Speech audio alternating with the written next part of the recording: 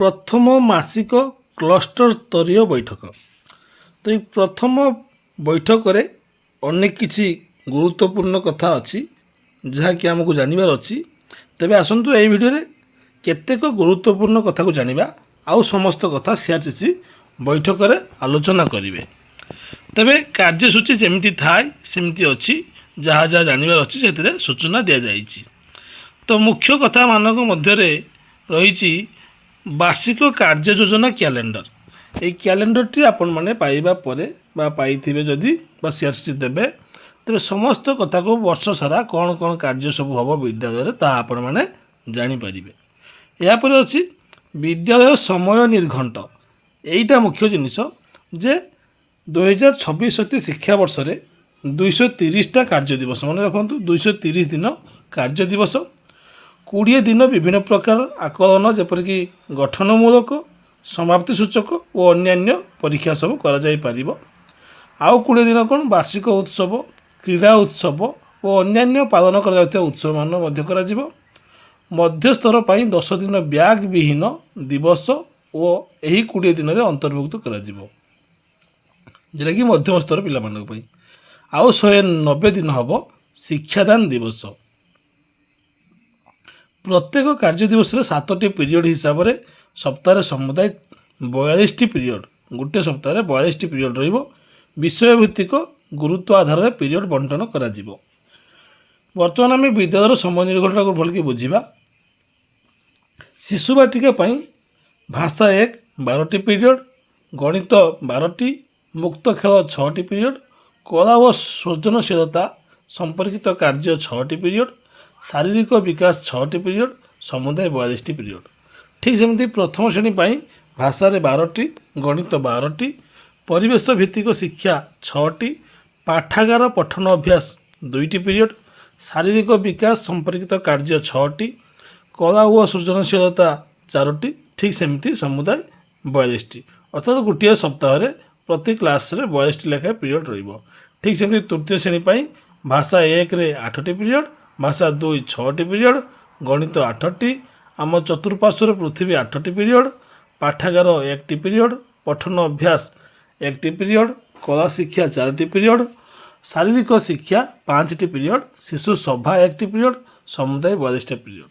ଅର୍ଥାତ୍ ଏତିକି ପିରିୟଡ଼ ଦେଇକି ଆପଣମାନେ ରୁଟିନ୍ ତିଆରି କରିବେ। ଠିକ୍ ସେମିତି ଷଷ୍ଠ, ସପ୍ତମ, ଅଷ୍ଟମ ମଧ୍ୟ ଦିଆଯାଇଛି।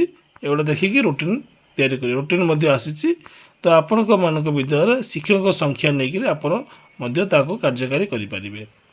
এই ଶୈକ୍ଷିକ କ୍ୟାଲେଣ୍ଡରରେ କ'ଣ ସବୁ ସ୍ତର ତାର କାର୍ଯ୍ୟ ଅଛି ଦେଖିବା। ବାର୍ଷିକ କାର୍ଯ୍ୟ ଯୋଜନା, ଏଥିରେ ବିଦ୍ୟାଳୟରେ ପାଳନ କରାଯାଉଥିବା ଦିବସ, PTA, SMC, ଷ୍ଟାଫ୍ ବୈଠକ, ଶୈକ୍ଷିକ କାର୍ଯ୍ୟ ଦିବସ, ଛୁଟି ଦିବସ, ଗ୍ରୀଷ୍ମ ପୂଜା ଛୁଟି, ସବୁ ଜିନିଷ ଆମେ ଶୈକ୍ଷିକ କାର୍ଯ୍ୟ କ୍ୟାଲେଣ୍ଡରରୁ ପାଇପାରିବା।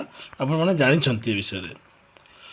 ପରେ ପରେ ଗୋଟେ ନୂଆ କଥା ଅଛି, ଶିକ୍ଷଣ ଫଳାଫଳ ପୁସ୍ତିକା, ଯେ ପ୍ରତ୍ୟେକ ଶ୍ରେଣୀ ପାଇଁ ଯେଉଁ ଲର୍ଣ୍ଣିଂ ଆଉଟକମ୍ ବୁକ୍ ଗୁଡ଼ା ଅଛି, ତ ତା'ର ଉଦ୍ଦେଶ୍ୟ କ'ଣ ଆମେ ଜାଣିବା। ଜାଣିକିରି ତାକୁ ପ୍ରୟୋଗ କରିବାର ଅଛି ପିଲାମାନଙ୍କ ଠାରେ। ଯାଦୁପେଡ଼ି ତ ସବୁ ସ୍କୁଲକୁ ଯାଇଛି। ଯାଦୁପେଡ଼ିରେ ଥିବା ବିଭିନ୍ନ ଜିନିଷ ଗୁଡ଼ିକ, ଯାଦୁ ପିଟାରା ଯେଉଁଟା ଆମେ କହୁଛୁ, ତା ମଧ୍ୟ ସେଠି ଆଲୋଚନା ହେବ। କେଉଁ ଶ୍ରେଣୀ ପାଇଁ କ'ଣ କ'ଣ ସବୁ ଅଛି। ଏ ଦେଖନ୍ତୁ ଟାଇଲ୍ ସହିତ 2 ପ୍ରକାର ଟ୍ରେ, ଏ ଯେଉଁ ଥର୍ମୋକୋଲ୍ ସବୁ ଅଛି ଛୋଟିଆ ଛୋଟିଆ, ତାକୁ ସଜ୍ଜୀକରଣ କରିକିରି ଆମେ ବିଭିନ୍ନ ପିଲାମାନଙ୍କୁ ସଜ୍ଜୀକରଣର ଦକ୍ଷତା ବିକାଶ କରାଇପାରିବା। ଭାଷା, ଗଣିତ, ପରିବେଶର କ'ଣ କ'ଣ ସବୁ ରହିଛି। ଯେମିତି ଭାଷାରେ ଟାଇଲ୍ ସଜାଇ ସଂରଚନାକୁ ନିଜ ଭାଷାରେ କହିବ, ଟାଇଲ୍ର ବିଭିନ୍ନ ଆକୃତି ଓ ରଙ୍ଗ ଗୁଡ଼ିକ କହିବ। ଗଣିତରେ ବିଭିନ୍ନ ଦ୍ୱିମାତ୍ରିକ ଆକୃତିକୁ ଚିହ୍ନଟ କରିବ, ରଙ୍ଗ, ଆକାର, ଆକୃତି ଅନୁସାରେ ବର୍ଗୀକରଣ କରିବ। ଅର୍ଥାତ୍ ପ୍ରତ୍ୟେକ ଜିନିଷ ସହିତ ପ୍ରତ୍ୟେକ ସବଜେକ୍ଟର ଯେମିତି ଲିଙ୍କ ଅଛି, ତାର ଗୋଟେ ସଂଯୋଗ ଅଛି, ସେଗୁଡ଼ା ପିଲାଟି ଜାଣିବ। ଏଇଟା ମୁଖ୍ୟ କଥା। ଏ ମଧ୍ୟ ଦଳଗତ ଆଲୋଚନା ଉପସ୍ଥାପନ ଦ୍ୱାରା ଶିକ୍ଷକ ଶିକ୍ଷୟିତ୍ରୀମାନେ ସେଠି କରିବେ ଏବଂ ପିଲାମାନଙ୍କ ଠାରେ ସେଇଟା କରାଇବେ। ଗୋଟେ ଖେଳ ଭିତ୍ତିକ କାର୍ଯ୍ୟ ଶିଶୁ ବାଟିକା। ଶିଶୁ ବାଟିକା ପାଇଁ ଖେଳ ଭିତ୍ତିକ କାର୍ଯ୍ୟ କ'ଣ ସବୁ ରହିଛି ସେଠି ଜଣାଯିବ। ଯେ ଶିଶୁ ବାଟିକା ପିଲାମାନଙ୍କୁ କେଉଁ ପ୍ରକାର ଆମେ ନିଜର ପ୍ରୟୋଗ ଦେଖାଇବା, ଯାହାଫଳରେ ପିଲାମାନେ ଖୁସିର ସହିତ ବିଦ୍ୟାଳୟକୁ ଆସିବେ। এই ଶିଶୁ ଭିତ୍ତିକ ଖେଳ ଭିତ୍ତିକ କାର୍ଯ୍ୟ ଶିଶୁ ବାଟିକା ପୁସ୍ତକରେ ସେସବୁ ମଧ୍ୟ ଦିଆଯାଇଛି। ତାର ପ୍ରଥମ ଫର୍ଦ୍ଦ, ଦ୍ୱିତୀୟ ଫର୍ଦ୍ଦ, ତୃତୀୟ ଫର୍ଦ୍ଦ एमती फर्द अनुଯାयी समस्त कार्य को चित्र सहित देखई दि जाइए। प्रारंभिक स्तर पर आकलन रूपरेख शिशु बाटिकार अष्टम श्रेणी पर्यंत शिशु बाटिकार अष्टम श्रेणी पर्यंत जो आकलन अर्थात मूल्यांकन जो प्रक्रिया ता केमिति करबा ताहा मध्य सेठी भल भाव बुझाई दिया जिवो आपण माने बुझिबे। और एटा देखंतु प्रस्तुति स्तर निमंते कोन ता सब रहिछि पर्याय 1 एप्रिल रु सेप्टेम्बर जोटा कि ताकर अछि पर्याय 2 अछि अक्टोबर मार्च। तो यहाँ देखु विषय अच्छी गठनमूलक आकलन 1 नंबर शिक्षक पर्यवेक्षण नंबर समाप्ति सूचक आकलन 1 नंबर मोट नंबर। तो भाषा 25 मार्क पर्यवेक्षण 25 मार्क समाप्ति सूचक आकलन 50 मार्क मोट 100 मार्क। तापर भाषा 25 मार्क शिक्षक पर्यवेक्षण करिए 25 मार्क समाप्ति सूचक 50 मार्क मोट 100 मार्क। ये सब आपण मैंने जानवे जो गठनमूलक रोचे 25 शिक्षक पर्यवेक्षक हिसाब से 25 मार्क रोटे 50 मार्क समाप्ति सूचक तार वार्षिक परीक्षा रोटाल मिसिले 100 मार्क हम एमती पर्याय मानू जानवर अच्छी पूरा पूरी 600 मार्क पिला माने परीक्षा देवे एथर। ये बुझु गठनमूलक आकलन 25 मार्क जो अच्छी से मौखिक आकलन 5 मार्क लिखित आकलन 15 मार्क रखिब कार्य दक्षता भित्तिक आकलन इत्यादि 5 मार्क टोटल 15 5 20 मार्क 15 5 20 5 25 मार्क रहा आकलन गठनमूलक आकलन।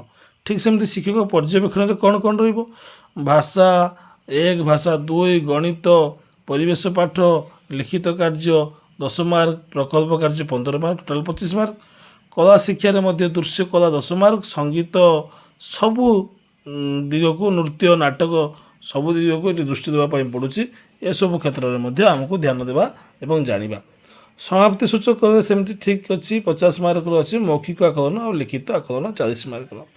ठीक सेमती मध्यस्तर मान सेमती आवंटन करा सब जिनस को आम जानिबा। ओपन रजिस्टर केमती करा 1 ରୁ 30 1 ରୁ 60 1 ରୁ 90 ये सब कथा जानी पारिबा।